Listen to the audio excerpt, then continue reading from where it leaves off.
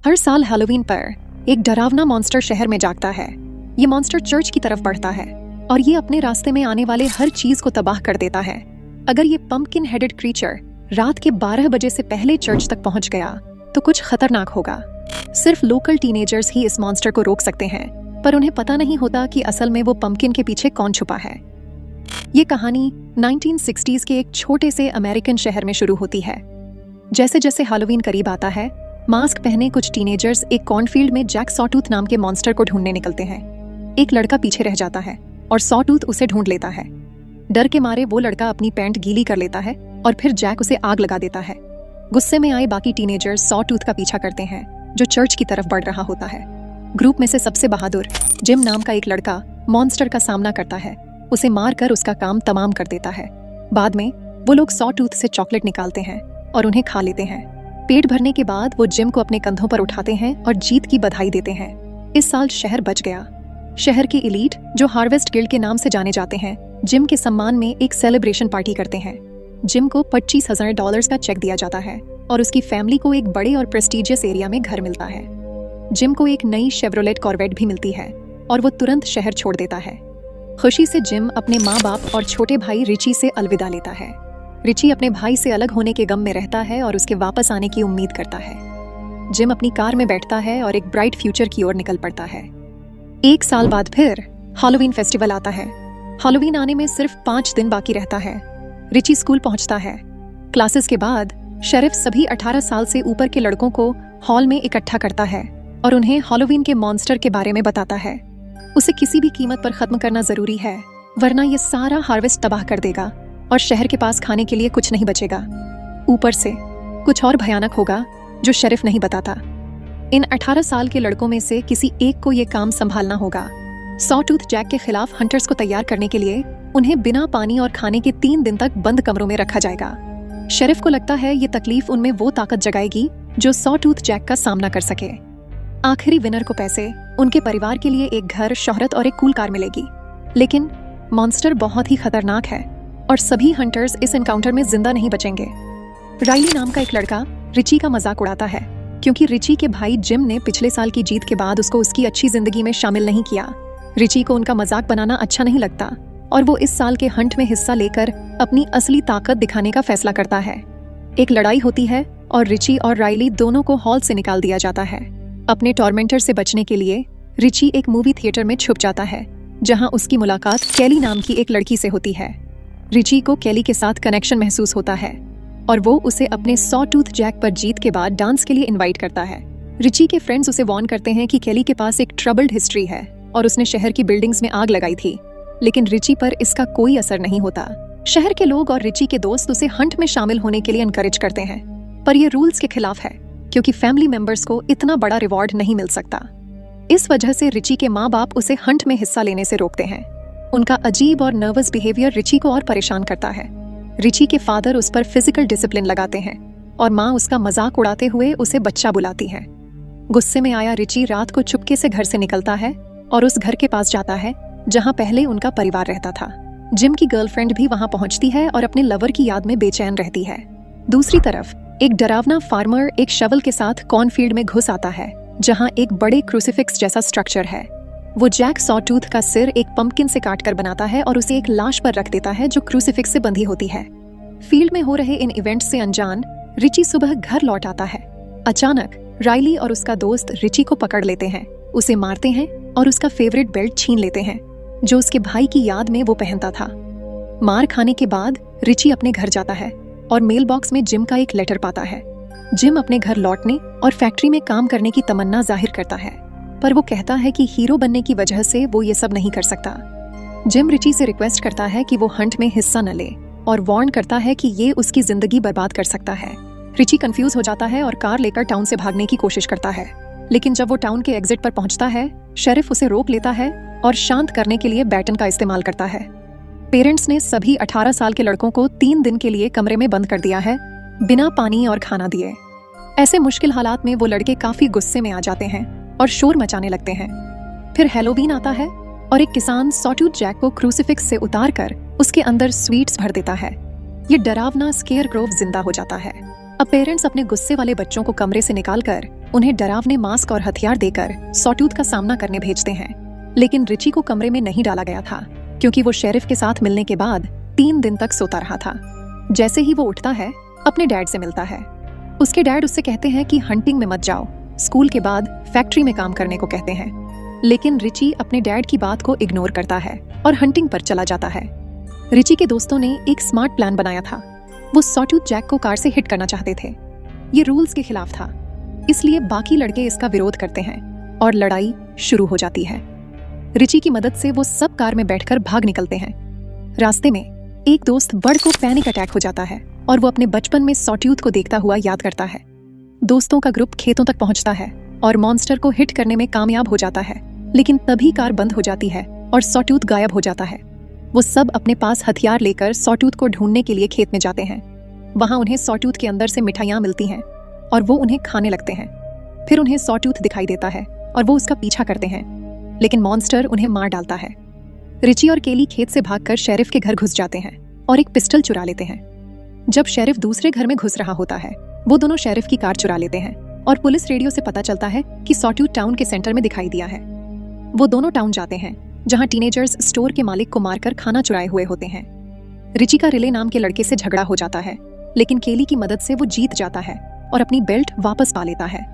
दोनों बात करते हैं कि टाउन को हार्वेस्ट गिल्ड कंट्रोल करता है और उन्हें ये सिस्टम पसंद नहीं है। केली ने 1 साल पहले अपने पेरेंट्स को खो दिया था, इसलिए उसके पास खोने के लिए कुछ नहीं है।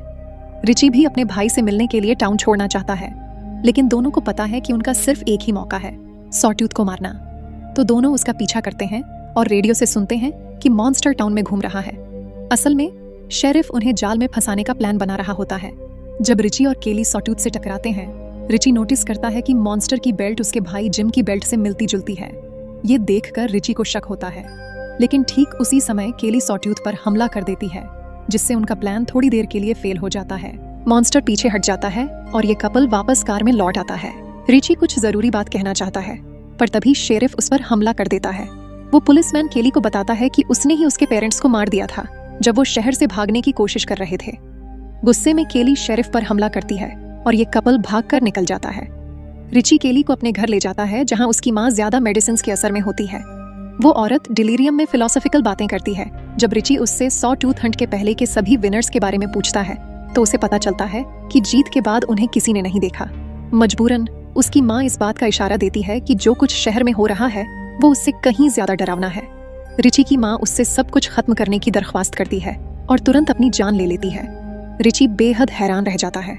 इसी बीच सॉटूथ जैक पुराने घर में आता है, जहां रिची का परिवार रहता था। वो दीवारों को घूरता है और अपने सुपरनैचुरल पावर्स से घर को आग लगा देता है। रिची के पिता शेरिफ से मिलते हैं और कहते हैं कि वो ये सब और नहीं बर्दाश्त कर सकते। शेरिफ इशारा करता है कि अगर उन्होंने चुप रहना नहीं सीखा तो वो उनका सब कुछ छीन लेगा। लगता है कि रिची के पिता सॉटूथ जैक को बचाना चाहते हैं, पर शेरिफ ऐसा करने से रोकता है। अगर मॉन्स्टर चर्च तक पहुंच गया तो पूरा शहर अंधेरे में डूब जाएगा, एक ऐसी हालत में जो पहले भी हो चुका है। इसी वक्त केली रिची को शहर से अभी निकल जाने का सुझाव देती है, जब सब लोग हंट में व्यस्त हैं। लेकिन रिची पहले शहर के छुपे हुए राज को सबके सामने लाना चाहता है। 12 बजने में सिर्फ 10 मिनट बचे हैं और सॉटूथ जैक चर्च के करीब पहुंच रहा है। शेरिफ वहां जाता है, रिले को साथ लेकर। रिची और केली भी चर्च पहुंचते हैं। अंदर रिची का सामना उसके पिता से होता है। दोनों को पता होता है कि सॉटूथ जैक कोई मॉन्स्टर नहीं बल्कि क्रीपी जिम है। ऐसा हर हंट के विनर के साथ होता है। हेलोवीन के बाद वो गायब हो जाते हैं और 1 साल बाद नए सॉटूथ जैक में तब्दील हो जाते हैं। ये खतरनाक रस्म कई सालों से इस टाउन में चल रही है। 1 साल पहले जिम की जीत के बाद रिची के पिता को ये नहीं पता था कि उनके बड़े बेटे का क्या अंजाम होगा। बाद में हार्वेस्ट गिल्ड ने उनके परिवार को नया घर दिया और सच्चाई बताई। पेरेंट्स को चुप रहने पर मजबूर किया गया, वरना शेरिफ उन्हें भी मार देता। ये सब हार्वेस्ट गिल्ड के षड्यंत्र का हिस्सा है और शेरिफ उनके खेल का सिर्फ एक मोहरा है। रिची के पिता उससे अपने आप को बचाने और जिम पर होने वाली इस सजा में दखल न देने की रिक्वेस्ट करते हैं, लेकिन रिची अब अपने पिता की बात सुनना नहीं चाहता और उन्हें एक गद्दार की तरह देखता है। वो नहीं समझ पाता कि कैसे उसके पिता ने जिम को पैसों, घर और कार के लिए बदल दिया। रिची गुस्से में अपने पिता पर चीखता है और सड़क पर अपने भाई को बचाने के लिए निकलता है। जिम चर्च के करीब आता है। रिची दूर से चिल्लाता है कि सब कुछ ठीक है और उसे बुलाता है। वो खुले हाथों के साथ अपने भाई की तरफ बढ़ता है, लेकिन रिले, जो वहां वक्त पर पहुंच गया होता है, जिम को गोली मार देता है। शेरिफ ने उससे पहले से ही एक गन दे दिया था ताकि इस साल भी कोई हंट में जीत सके, लेकिन केली जल्दी से रिले से गन छीन लेती है जब रिची अपने घायल भाई को चर्च तक पहुंचाने की कोशिश करता है। यही एक रास्ता है इस शहर में चल रही दहशत को खत्म करने का। शेरिफ रिले को एक और गन देता है और वो गोली चलाना जारी रखता है। आखिरकार जिम और नहीं चल पाता। वो चर्च के सीढ़ियों पर अपने छोटे भाई रिची के हाथ में गिर जाता है। रिची रिले को एक लोडेड गन से धमकाता है ताकि वो और करीब ना आए, लेकिन अचानक जिम रिची के हाथ में बंदूक अपने सिर पर लगाता है। वो अपना दर्द जल्दी खत्म करना चाहता है। रिची अपने भाई की इच्छा को पूरा करने पर मजबूर हो जाता है। एक जीत का जश्न मनाते हुए लोग रिची को घेर लेते हैं। अब वो उस टाउन का हीरो बन चुका है जिसे लोग मॉन्स्टर पर जीत का क्रेडिट देते हैं, लेकिन सिर्फ रिची, उसके पिता और केली को सच्चाई का असली खौफ पता होता है। इनके इस खतरनाक जाल में फंसे हुए रिची के पास अब अगले सॉ टूथ जैक बनने का इंतजार होता है। शहर में जीत के सम्मान में एक बहुत बड़ी पार्टी ऑर्गेनाइज होती है। हार्वेस्ट गिल्ड के मेंबर्स खुश होते हैं, इस बात पर विश्वास करते हुए कि उनका प्लान सक्सेसफुल हो गया है। लेकिन रिची अपने इरादों पर कायम रहता है। वो केली को डांस करने का निमंत्रण देता है और उन्हें साथ में भागने को कहता है। सीक्रेटली केली रिची को एक गन देती है। ये जानते हुए कि उनका ये प्लान कितना रिस्की है, वो अभी बस इस पल में जीते हैं। दोनों एक दूसरे को किस करते हैं और देखने वालों को हैरान कर देते हैं। शाम के अंत में गिल्ड रिची को $25,000 का चेक और एक नई कार देती है। रिची शांति बनाए रखता है और दिखाता है कि सब कुछ ठीक है जब वो वहां से निकलता है। रिची के पिता को लगता है कि शेरिफ अब उसके बेटे का पीछा करेगा, इसलिए वो समस्या से निपटने के लिए प्लान बनाता है। वो फायर करता है पर उसका निशाना चूक जाता है।